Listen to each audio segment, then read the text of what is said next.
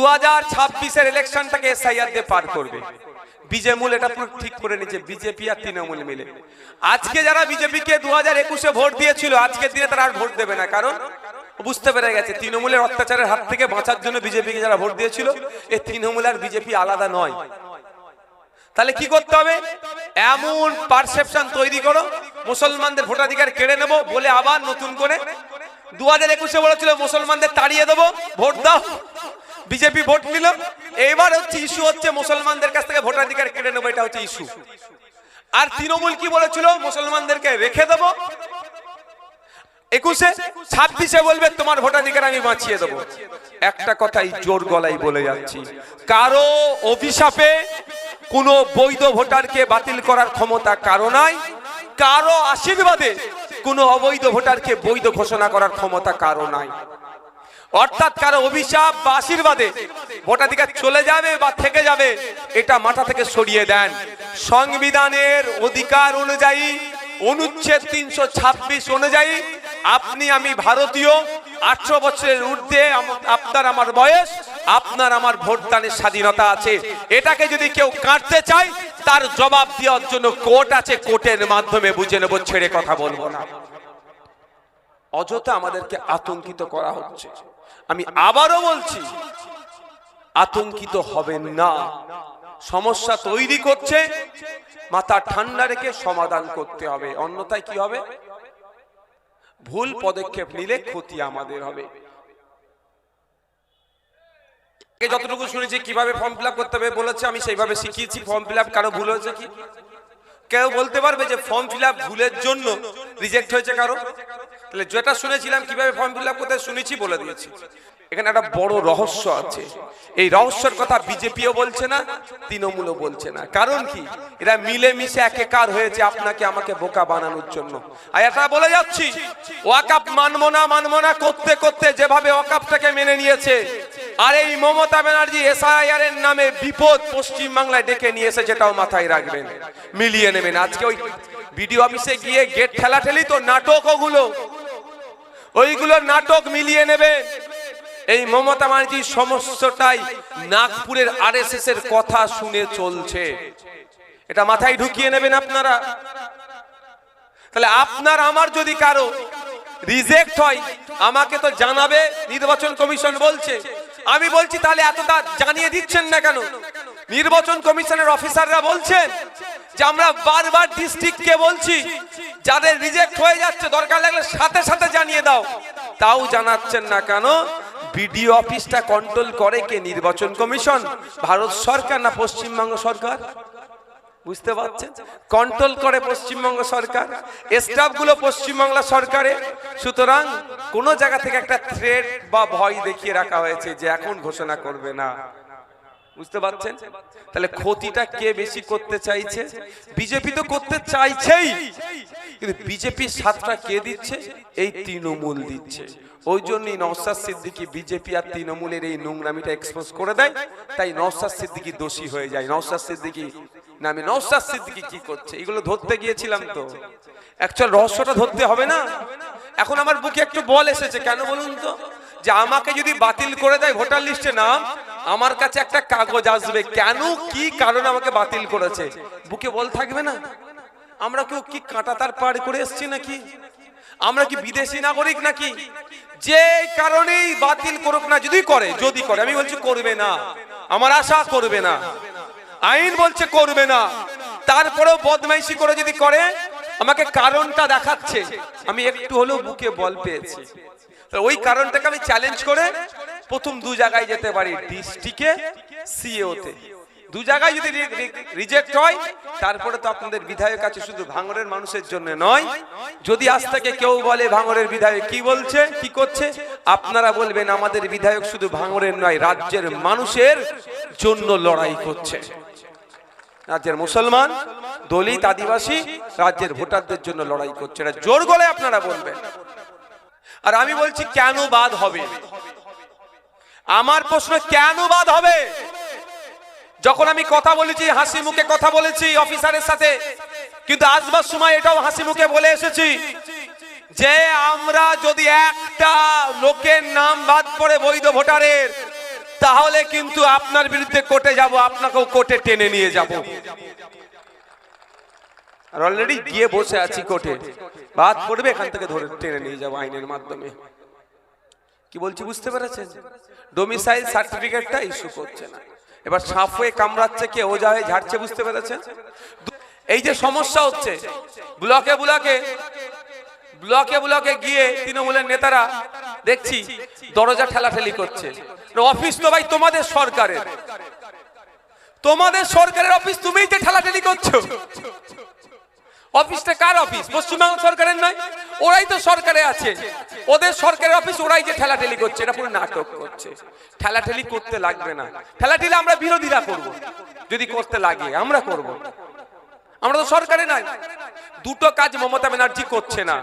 দুটো কাজ করলে এই সমস্যাটা অনেকটাই সমাধান হয়। আগে তো যা ভুল করেছে করেছে, এই মুহূর্তে দুটো কাজ দরকার। একটা হচ্ছে as chief minister all party meeting এর কল করুক, অর্থাৎ পশ্চিমবাংলা যত রাজনৈতিক দল আছে তাদের নেতাদেরকে ডাকুক যে এই পরিস্থিতি কাটিয়ে উঠতে আমি এই পদক্ষেপ নিচ্ছি। যেমন আপনাদের বলে দিই, পেহেলগাঁওতে যে টেরর অ্যাটাক হয়েছিল জানেন তো? টেরর অ্যাটাকের পরে যে আমরা আক্রমণে যাব পাকিস্তানের সাথে, এইটা আলোচনা হয়েছিল। অল পার্টি মিটিং ডেকেছিল, অল পার্টি মিটিং ডেকেছিল। সেখানে রাহুল গান্ধীজি অল আউট বলেছিল, আপনারা যা পাকিস্তানের বিরুদ্ধে ব্যবস্থা নেবেন আমরা সেটাতেই সমর্থন করব। এই সমর্থন জুগিয়েছিল। আজকের ডেটে পশ্চিম বাংলায় এসআইআর নিয়ে যে আতঙ্কের পরিবেশ তৈরি হচ্ছে, রাজ্য সরকারের উচিত অল পার্টি মিটিং ডাকা। ওই অল পার্টি মিটিং ডেকে প্রস্তাব নেওয়া। আমি ভাঙড়ের বিধায়ক হিসাবে, আইএসএফ এর আমি চেয়ারম্যান হিসাবে আপনাদের জানিয়ে রাখতে চাই, মমতা ব্যানার্জি এই পশ্চিম বাংলার ভোটারদের জন্য মুখ্যমন্ত্রী হিসাবে এদের হয়রানি বন্ধের জন্য যা ব্যবস্থা নেবে আমি চেয়ারম্যান, আমি তাই সমর্থন করব। অল পার্টি মিটিংটা রাখুক, তাহলে তো বুঝতে পারবো যে তুমি মুসলমান মানুষের হয়রানিটা তুমি বন্ধ করতে চাইছো। ডাকছে না। যেমন অল পার্টি ডেকেছিল মোদিজি, রাহুল গান্ধীজি সাপোর্ট করে দিয়েছিল। আর আমি বলছি পশ্চিমবাংলা মানুষের সাথে, পশ্চিমবাংলা সরকার যা ব্যবস্থা নেবে এই মানুষের হয়রানি বন্ধ, যে তাটা কি আছে এটা কি আমরা সমর্থন করব। অল পার্টি মিটিং ডাকাতে মমতা ব্যানার্জির কেউ যদি না আসে, জানবেন খাম চিহ্নর পক্ষ থেকে নওশাদ সিদ্দিকী চেয়ারম্যান হিসাবে সেখানে যাচ্ছে বাংলার মানুষদের স্বার্থে। কিন্তু করবে, করতে হবে, এই আওয়াজটা তুলতে হবে। যারা গিয়ে ভিডিও অফিসের গেট নাড়ানাড়ি করছো তাদেরকেও বলছি একবার কল দিতে বলো মমতা ব্যানার্জিকে। তাহলে একটা জিনিস। দ্বিতীয় হচ্ছে বিধানসভা থেকে নিন্দা প্রস্তাব পাশ করানো হোক। আমি পশ্চিমবাংলার নাগরিক, আপনি পশ্চিমবাংলার নাগরিক, আপনি পশ্চিমবাংলার নাগরিক, আপনার উপরে ষড়যন্ত্র হচ্ছে, এটা সবাই দিনের আলোর মতো পরিষ্কার। আপনাকে অহেতুক হয়রানি করা হচ্ছে, আপনার কাজকর্ম ছেড়ে দিয়ে আপনাকে হিয়ারিং লাইনে দাঁড়াতে হচ্ছে। হিয়ারিং এর জায়গায় সেই পরিবেশ নাই। 300 লোকের নয় 3000 লোক, 2000 লোক, 1000 লোক হিয়ারিং এ চলে যাচ্ছে, ঘন্টার পর ঘন্টা দাঁড়াতে হচ্ছে। সরকারের কাজটা তাহলে কি ভাই? সরকারের কাজটা কি? এটা অন্যায় হচ্ছে তো, অন্যায় থেকে আটকানো তো সরকারের কাজ। সেটা কি সরকার করছে? সেই জন্য আমি একটা প্রস্তাব দিচ্ছি, এটা যে অন্যায় হচ্ছে, এটা নিন্দাজনক কাজ হচ্ছে, এই অন্যায় নিন্দাজনক কাজটাই পশ্চিমবাংলার বিধানসভার অগাস্ট হাউস তথা আইনসভার মধ্যে থেকে এটা পাস করানো হোক যে ইলেকশন কমিশন অফ ইন্ডিয়া যে কাজটা করছে সেটা নিন্দাজনক কাজ। এটা তাহলে মমতা ব্যানার্জি কাজ কি হবে? বিধানসভা ডাকতে হবে, বিধানসভা ডেকে কি করতে হবে? নিন্দা প্রস্তাব পাস করাতে হবে।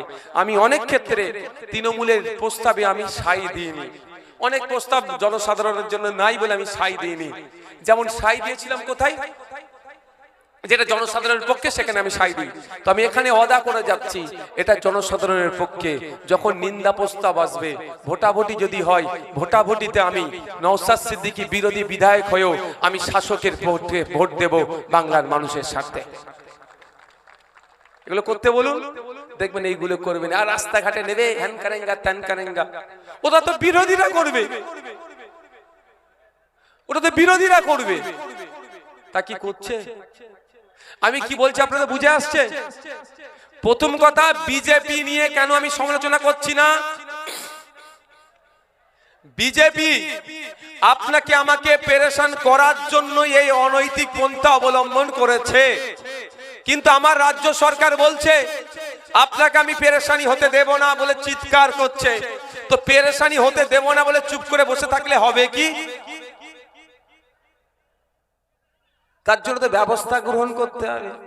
আপনি বলছেন ভাইজান খিদে লেগেছে, আমি বলছি সবাই সব ক্ষুধার্তকে খাবার আমি ক্ষুধার্ত মুক্ত করব, যারা আছেন ক্ষুধার্ত মুক্ত করব বলে ডায়লগ বাজি করছি। ক্ষুধার্ত মুক্তর জন্য তো খাবারটা দিতে হবে, নাহলে হাতে কাজ তুলে দিতে হবে, ব্যবস্থা তো করতে হবে। কিন্তু তা না ব্যবস্থা করে আমি কি চিৎকার করছি সবাইকে আমি ক্ষুধার্ত মুক্ত করব, কিন্তু খাবারের ব্যবস্থা করছি না। তাই মমতা ব্যানার্জি সবাই এর অ্যাড্রেস করছে, অন্যায় হচ্ছে বলে চিৎকার করলেও প্রকৃত অর্থে যেটা দরকার সেটা করছে না। তাই আপনাদের বলবো, সাপ হয়ে কামড়াচ্ছে, ওজা হয়ে ঝাড়ছে। তাই আপনি আমি সজাগ সতর্ক না থাকলে এর থেকে ভয়ঙ্কর দিন আসবে। তাই আপনাকে আমাকে সজাগ সতর্ক থাকতে হবে। অহেতুক আতঙ্কিত হবেন না। ওরা আতঙ্কিত করার চেষ্টা করছে, আপনি আমি আতঙ্কিত হব না। আপনাকে আমাকে চোখ কান খুলে চলতে হবে। আর যদি কেউ বলে নওশাদ সিদ্দিকী কি করছে, তার উত্তর নিশ্চিতভাবে আপনারা দিয়ে দেবেন যে সরকার কি করছে আগে উত্তর দাও। নওশাদ সিদ্দিকী একজন বিরোধী দলের বিধায়ক হয়েও সুপ্রিম কোর্টে গিয়ে মামলা করেছে। তোমার সরকার অন্তত এই দুটো কাজ আগে করুক, এক সর্বদলের বৈঠক ডাকুক, ডেকে প্রস্তাব নিক ওখান থেকে একটা, আর একটা বিধানসভার মধ্য থেকে প্রস্তাব নিক। এই প্রস্তাব নিয়ে কি করবে? ইলেকশন কমিশন অফ ইন্ডিয়াকে একটা চিঠি ধরাবে যে পশ্চিম বাংলার বিধানসভা এই আপনাদের কর্মকাণ্ডকে নিন্দা জানিয়ে এটা করেছে, এটাকে অবিলম্বে বন্ধ করুন। দ্বিতীয়, চিঠি দিয়ে কাজ না হলে সুপ্রিম কোর্টে মামলা করে এই প্রস্তাবটাতে অ্যাটাচ করে দিই, কাজ শেষ। সুপ্রিম কোর্ট এটাকে স্টে মেরে দেবে। আমার যতটুকু আইনের বিশেষজ্ঞদের সাথে কথা বলে বুঝতে পেরেছি সেটা কি করছে। আমি একটা উদাহরণ দিচ্ছি আপনাদেরকে, বুঝতে পারবেন। সিঙ্গুরের টাটা কারখানা, আজকে মোদিজি এসে হই হই করবে ওখানে, মোদিজি অনেক কথা বলবে, কিন্তু এই টাটা তৈরি মানে ফিরত যেতে প্রতিবাদ যখন হচ্ছিল, তথাগত রায় বিজেপির বর্ষিয়ান নেতা, তিনি ওখানে ধর্নায় ছিলেন মমতা ব্যানার্জির সাথে। রাজনাথ সিং টাটারা না কারখানা করতে পারে, যে ধর্না হয়েছিল রাজনাথ সিং বিজেপির এখন ডিফেন্স মিনিস্টার, তিনি ওখানে বসেছিলেন। আর বিজেপির পক্ষ থেকে আজকে এসে অনেক গল্প শোনানো হবে। সিঙ্গুর থেকে কাটা তাড়ানোর পক্ষে তৃণমূল যেমন ছিল, বিজেপি থেকে সাপোর্ট করেছিল, সেই বিজেপি আজকে 17 বছর পরে এসে 16 বছর পরে এসে কি বলছে? এই চক্রান্তর যে জাল তৈরি হয়েছে, এই যে জাল তৈরি হয়েছে, এই জাল বুনার ক্ষেত্রে তৃণমূল কংগ্রেস, বিজেপি এবং ইসিআই সমানভাবে শ্রম দিচ্ছে। তাই এই চক্রান্তের হাত থেকে আপনাকে আমাকে বাঁচতে গেলে কি করতে হবে? চোখ কান খুলে রাখতে হবে। এদের বিরুদ্ধে গণতান্ত্রিক প্রক্রিয়ায় আন্দোলন সংগঠিত করতে হবে, আইনি লড়াই করতে হবে। তবে আন্দোলন করতে হবে অহিংসার পথ অবলম্বন করে। হিংসার পথ অবলম্বন করে যদি আন্দোলন করেন, আন্দোলন দীর্ঘমেয়াদী হবে না, আন্দোলনের ফল আপনারা পাবেন না। তাই আন্দোলনের যদি ফল পেতে চান, আন্দোলন করতে হবে, তবে শেষটা শান্তিপূর্ণভাবে করতে হবে।